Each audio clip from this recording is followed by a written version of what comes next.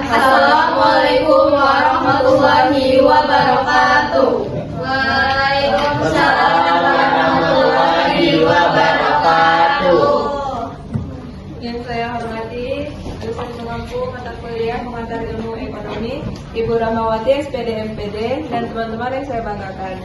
Kami di sini dari kelompok 3 akan mempresentasikan pergeseran kurva permintaan. Dan sebelum masuk ke dalam materi, izinkan kami memperkenalkan diri.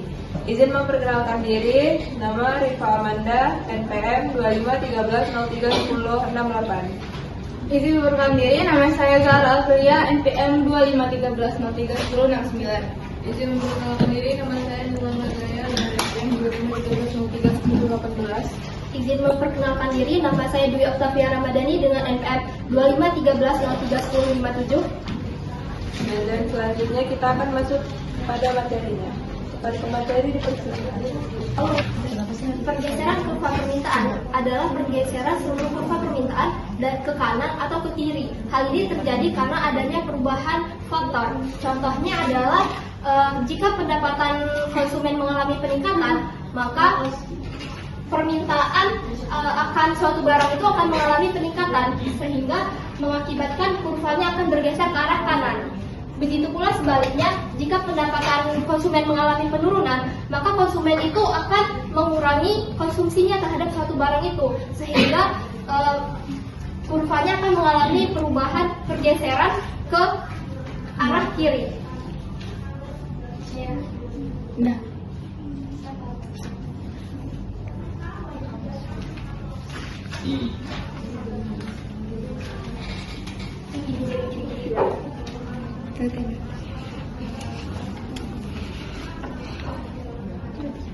Jadi lebih jelasnya, jika pergeseran ke arah kanan itu berarti menunjukkan adanya peningkatan permintaan, sedangkan pergeseran ke arah kiri itu menunjukkan adanya penurunan permintaan.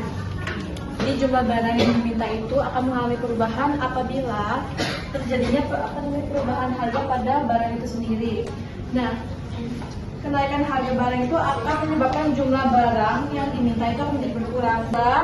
Harganya itu turun, jumlah barang yang diminta itu akan menjadi bertambah. Sedangkan apabila faktor-faktor non harga itu yang berubah akan menyebabkan perubahan dalam aspek permintaan. Nah, pergeseran kurva permintaan beras itu tuh disebabkan oleh faktor-faktor juga. Nah, ada 3 faktor-faktor yang menyebabkan pergeseran kurva.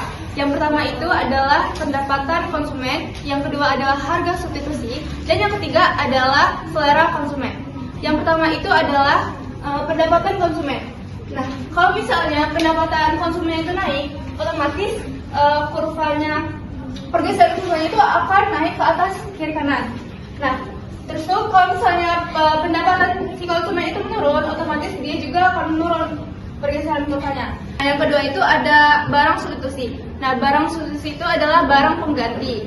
Nah, misal kalau pergeserannya itu naik, itu disebabkan karena barang pengganti ini meningkat. Jadi konsumen itu beralih ke si beras putih lagi. Jadi dia nggak beli beras merah dong, karena kan beras merah harganya meningkat. Nah, terus yang ketiga itu ada faktor selera konsumen. Nah, faktor selera konsumen ini terjadi karena misalnya pendapatannya itu ke arah kanan kan, itu disebabkan karena misalnya si beras putihnya itu tuh lagi tren dibuat jadi nasi daun jeruk. Nah, itu kan tren kan. Nah, jadi si konsumen ini nih kayak FOMO lah istilahnya. Jadi dia itu nggak mau ketinggalan. Nah, konsumen ini jadi lebih memilih membeli beras putih.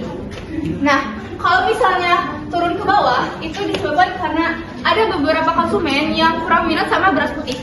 Dia tuh menganggap kalau si beras merah itu tuh lebih sehat, makanya pergeseran kurvanya itu ke bawah.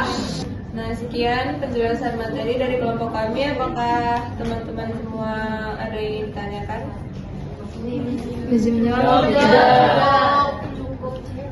Oke, sekian presentasi dari kami. Kami akhiri. Wassalamualaikum warahmatullahi wabarakatuh. Waalaikumsalam warahmatullahi wabarakatuh.